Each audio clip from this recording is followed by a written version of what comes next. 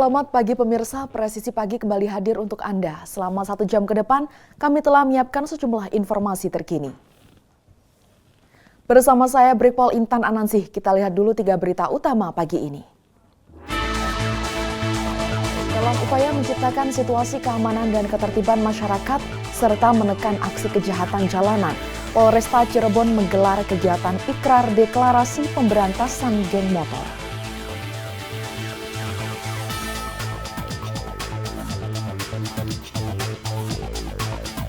Polrestabes Surabaya, Polda Jawa Timur menunjukkan kepedulian sosial dengan berpartisipasi aktif dalam kegiatan donor darah.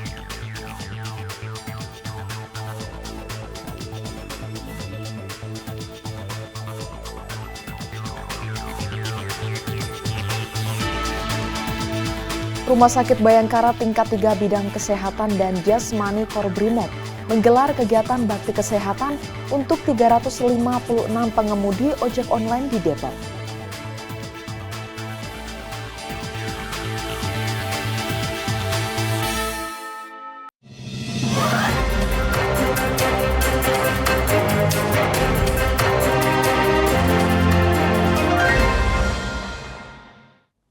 Subditreskrimum Direktorat Reserse Kriminal Umum atau Ditreskrimum Polda Metro Jaya berhasil mengungkap kasus penggelapan kendaraan bermotor dengan modus sewa lalu digadaikan tanpa seizin pemilik pada Senin 9 Juni 2025. Penangkapan terhadap pelaku berinisial P dilakukan pada Senin 9 Juni 2025 di Terminal Kedatangan Internasional 2F Bandara Soekarno-Hatta, Tangerang, Banten.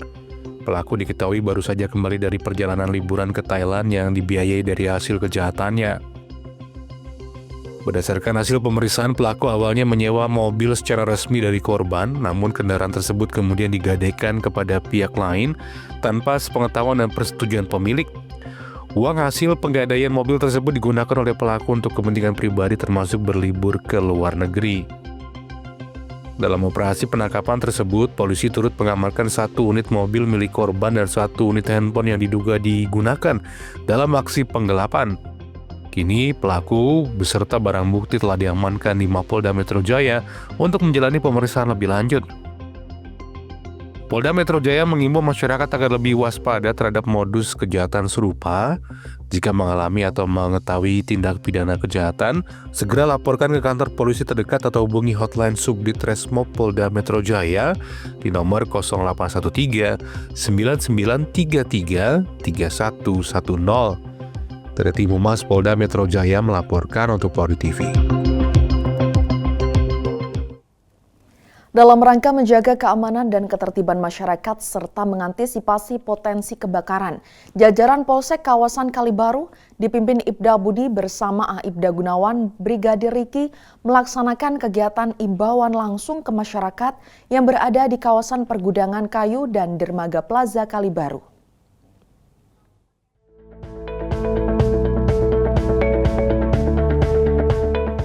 Polri mengimbau kepada seluruh warga pekerja di kawasan pergudangan dan dermaga agar lebih waspada terhadap potensi kebakaran, terutama akibat kelalaian penggunaan listrik dan api terbuka.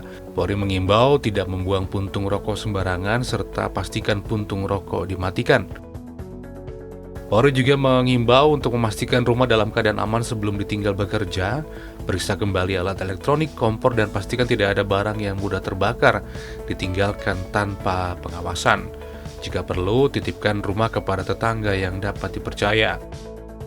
Dalam kesempatan tersebut, Polsek kawasan Kalibaru juga mengingatkan bahwa setiap gudang diwajibkan memiliki APAR atau alat pemadam api ringan.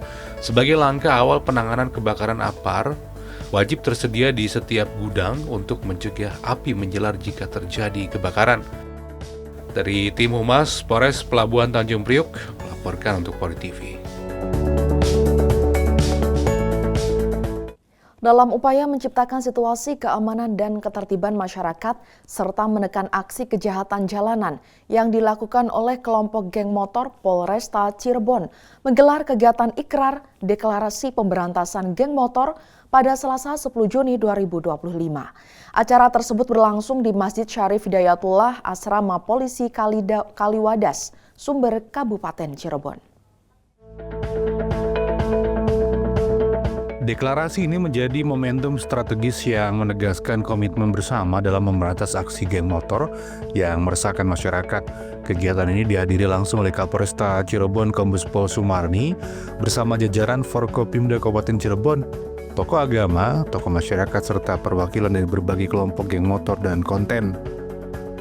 Sejumlah pejabat tokoh penting turut hadir dalam kegiatan ini, diantaranya Dandim Kabupaten Cirebon, Letkol Infantri Muhammad Yusron, Ketua DPD Kabupaten Cirebon Sopi Zulfia, Rais Syuro PCNU Kabupaten Cirebon Kiai Haji Aziz Hakim Sairozi, Kasatpol PP Imam Mustadi, Ketua KPAID Kabupaten Cirebon Hajah Vivi Sofia, para pejabat utama Polresta Cirebon seperti Kabak Ops Kompol Sutarja, Kabak SDM Kompol Didin Jarudin, Kasat Intelkam Joni Surya Nugraha, Kasat Narkoba AKP Heri Nur Cahyo, serta Kasih Humas Ibda Ivan Arif Munandar. Sementara dari jajaran Polresta Cirebon turut hadir juga Kabak Ops Kompol Sutarja dan juga beberapa tokoh penting lainnya. Kegiatan ini juga melibatkan 21 kelompok geng motor dan geng konten, diantaranya XTC, GBR, Moonraker, Briges, dan komunitas lainnya. Dengan total 128 anggota yang hadir dan turut menandatangani komitmen bersama untuk meninggalkan aktivitas negatif. Dalam sambutannya, Kapolresta Cirebon Kombes Pol Sumarni menegaskan bahwa kegiatan ini merupakan bentuk keprihatinan sekaligus langkah awal dalam pembinaan serius terhadap para remaja dan kelompok bermotor. Kapolresta Cirebon menambahkan bahwa kegiatan ini merupakan bentuk keprihatinan atas insiden viral beberapa waktu lalu. Polresta Cirebon ingin memastikan tidak ada lagi aksi geng motor yang meresahkan. Jika masih terjadi, Polresta Cirebon akan menindak tegas dengan hukuman maksimal. Deklarasi ini diharapkan menjadi titik balik dalam upaya pembinaan generasi muda agar lebih berkontribusi positif bagi masyarakat serta menjaga situasi Kamtimas yang aman dan kondusif di wilayah Kabupaten Cirebon. Dari tim Humas Polresta Cirebon, Polda Jawa Barat melaporkan untuk Polri TV. Dalam rangka menyelamatkan penerus bangsa dari paparan bahaya narkoba, jajaran Satres Narkoba Polres Hulu Sungai Utara Polda Kalimantan Selatan menggelar sosialisasi penyalahgunaan narkoba di sekolah. Pada Rabu 11 Juni 2025 bertempat di Aula Kantor Dinas P3A Kabupaten Hulu Sungai Utara dilaksanakan bimbingan teknis penggiat P4GN di lingkungan pendidikan Kabupaten HSU. Kegiatan dipimpin oleh Kepala Badan Narkotika Nasional Kabupaten Hulu Sungai Utara, Agus Rahmadi, dan dihadiri oleh Kasatres Narkoba Polres Hulu Sungai Utara, AKP Sutargo, perwakilan Kementerian Agama Kabupaten Hulu Sungai Utara, Nahdiatul Husna, perwakilan Dinas Kesehatan Kabupaten Hulu Sungai Utara Mulyadi, perwakilan pihak Rumah Sakit Mulia Amuntai Riza Rahman, serta beberapa pihak lainnya.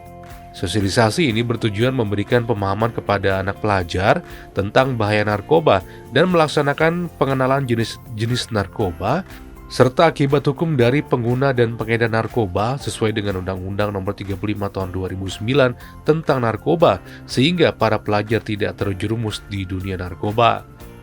Sementara itu, Kasatres Narkoba Polres Hulu Sungai Utara AKP Sutargo menegaskan bahwa kegiatan ini merupakan kegiatan pencegahan kepada pelajar yang ada di Kabupaten Hulu Sungai Utara agar tidak mencoba-coba untuk menggunakan narkoba karena pengguna dan pengedar narkoba sama-sama terjerat Undang-Undang Nomor 35 Tahun 2009. Kegiatan ini merupakan kegiatan yang akan dijadikan kegiatan rutin sampai ke seluruh sekolah yang ada di Kabupaten Hulu Sungai Utara, yang bertujuan untuk memberikan pemahaman kepada para pelajar tentang bahaya narkoba. Dari tim Humas Polres Hulu Sungai Utara, Polda Kalimantan Selatan melaporkan untuk Polri TV. Direktorat Tindak Pidana Tertentu Barreskrim Polri berhasil mengungkap kasus tindak pidana oplosan gas LPG 3 kg di wilayah Sidoarjo, Jawa Timur. Dari hasil penyelidikan, negara alami kerugian sebanyak 7,9 miliar rupiah. Ditipiter Barreskrim Polri mengungkap jaringan penyalahgunaan gas LPG di wilayah Dusun Cangkring, Kecamatan Wonoayu, Kabupaten Sidoarjo, Jawa Timur. Dari hasil penyelidikan, polisi berhasil mengamankan beberapa barang bukti berupa 487 tabung gas berukuran 3 kg, 2 tabung gas berukuran 5,5 kg, 227 tabung gas berukuran 12 kg, 12 regulator yang sudah dimodifikasi serta beberapa barang bukti lainnya seperti alat transportasi dan juga alat lain yang dapat menyokong serta mensukseskan tindak kriminal pelaku.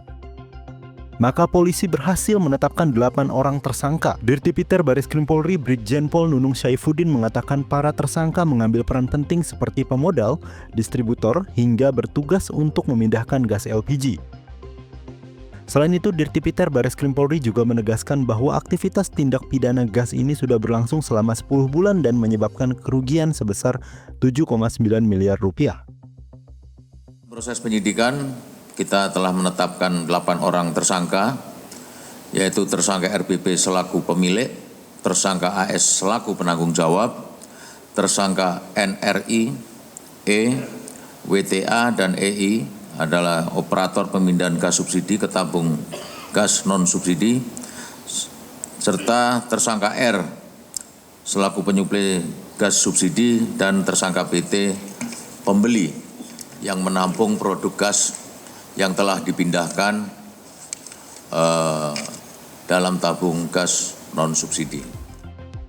Dari kasus ini, para tersangka telah dilakukan penahanan dan dijerat dengan pasal 40 angka 9 UU nomor 6 tahun 2023 tentang Cipta Kerja dan pasal 55 UU nomor 22 tahun 2001 tentang minyak dan gas bumi dengan ancaman hukuman pidana 5 tahun dan denda sebanyak 60 miliar rupiah.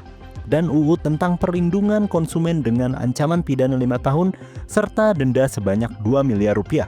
Dari Jakarta, Jelang Baskara, Christian Hendra, Polri TV. Tim gabungan Satgas Gakum dan Satgas Intel Operasi Damai Kartens berhasil menangkap daftar pencarian orang kelompok kriminal bersenjata Puncak atas nama Yeki Swanimbo alias Salah Makan Tabuni yang terlibat dalam aksi pembakaran kamp PT Unggul di Kampung Mundidok, Kabupaten Puncak, Papua pada 2021 silam.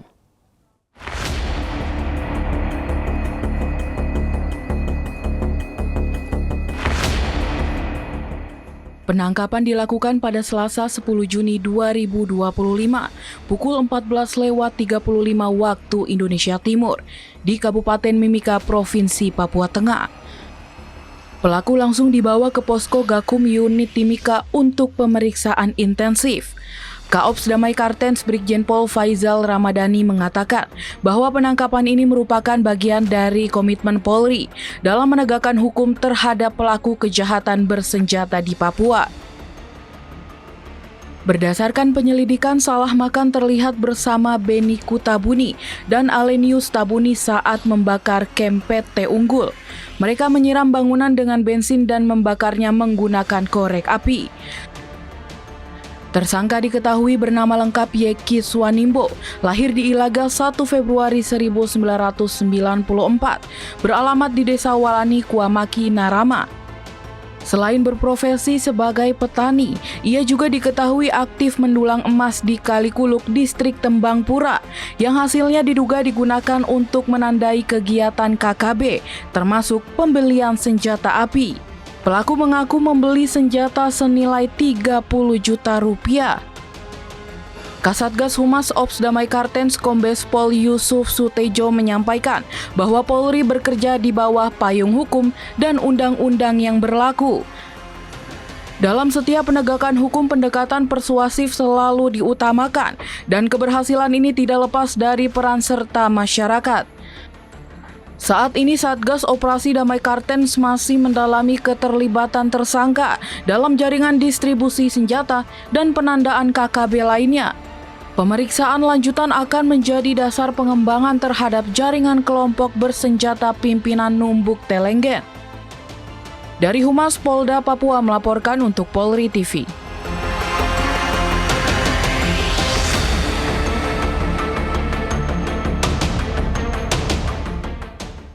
Direktorat Tindak Pidana Tertentu Bareskrim Polri berhasil mengungkap kasus perdagangan ilegal bagian tubuh satwa dilindungi berupa sisik terenggiling atau manis javanica. Dari hasil penyelidikan, polisi berhasil mengamankan 2 tersangka. Pengungkapan ini dilakukan pada tanggal 12 Mei 2025, di mana jajaran personel di Tipiter Bareskrim Polri mendapatkan laporan bahwa adanya pengiriman sisik terenggiling ke salah satu hotel menggunakan sarana kurir. Setelah dilakukan penyelidikan, polisi berhasil menemukan sebuah kardus yang berisikan sisik terenggiling. Setelah dilakukan penyelidikan, polisi berhasil menangkap 2 orang pelaku berinisial A dan RK dan menyita sejumlah barang bukti sebanyak 30,5 sisik terenggiling. Dengan estimasi 200 ekor terenggiling sudah dibinasakan untuk diambil sisiknya, timbangan gantungan serta barang bukti lainnya. Dirtipiter Bareskrim Polri Brigjen Pol Nunung Syaifuddin mengatakan, modus operandi yang dilakukan adalah memperjualbelikan sisik terenggiling yang nantinya akan digunakan secara pribadi tanpa memperhatikan ekosistem terenggiling. Selain itu, sisik terenggiling memiliki khasiat sebagai obat dan juga bahan pembuatan narkotika jenis sabu. Operandi yang dilakukan para pelaku adalah memperjualbelikan secara ilegal sisik terenggiling yang dilindungi dengan maksud untuk mendapatkan keuntungan pribadi tanpa memperhatikan keberlangsungan ekosistem alam dan lingkungan. Sisik terenggiling memiliki nilai jual sangat tinggi karena diminati untuk pengobatan tradisional dan juga dapat disalahgunakan sebagai bahan pembuatan narkotik jenis sabu. Para tersangka dijerat dengan pasal konservasi sumber daya alam hayati dan ekosistemnya dengan ancaman pidana 15 tahun penjara dan denda 5 miliar rupiah. Selain itu, tindakan ini juga sudah berjalan selama 1 tahun dengan total kerugian sebanyak 1,2 miliar rupiah. Dari Jakarta, Jelang Baskara, Christian Hendra, Polri TV. Direktorat Tindak Pidana Tertentu Bareskrim Polri berhasil mengungkap kasus penyelewengan BBM bersubsidi di beberapa wilayah yang ada di Indonesia. Dari penyelidikan lebih lanjut ditemukan fakta bahwa polisi berhasil mengamankan 10 tersangka pelaku penggelapan BBM bersubsidi.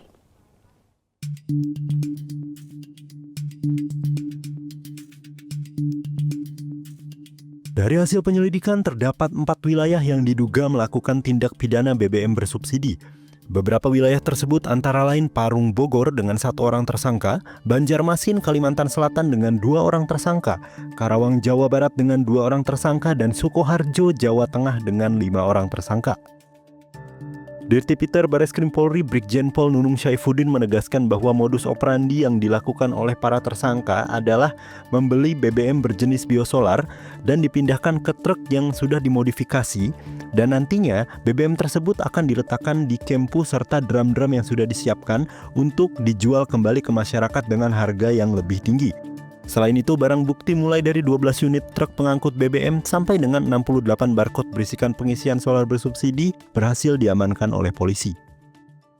Modus operandi yang dilakukan oleh para pelaku adalah dengan membeli jenis biosolar bersubsidi dari beberapa SPBU menggunakan truk yang sudah dimodifikasi tangkinya secara berulang dengan memakai barcode My Pertamina yang tidak sesuai. Selanjutnya dipindahkan ke dalam kempu dan drum untuk selanjutnya diperjualbelikan kembali.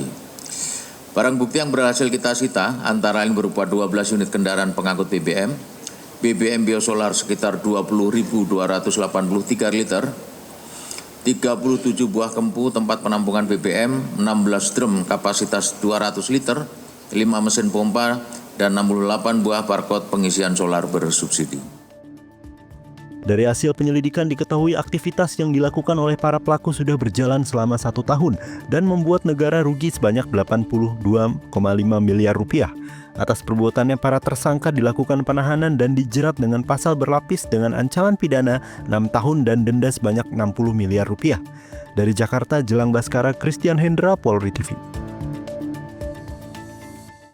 Pemirsa, tetaplah bersama kami, Presisi Pagi akan segera kembali.